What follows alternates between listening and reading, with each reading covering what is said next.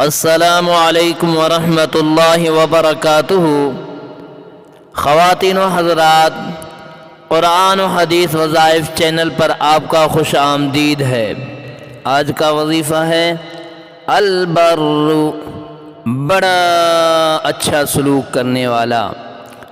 جو شخص نعوذ باللہ شراب نوشی اور زناکاری جیسے بدترین گناہوں میں مبتلا ہو، وہ روزانہ 7 مرتبہ یہ اسم مبارک پڑھے، انشاءاللہ ان گناہوں کی رغبت جاتی رہے گی۔ جو شخص حب دنیا میں مبتلا ہو، وہ اس اسم مبارک کو بکثرت پڑھتا رہے، انشاءاللہ دنیا کی محبت اس کے دل سے جاتی رہے گی۔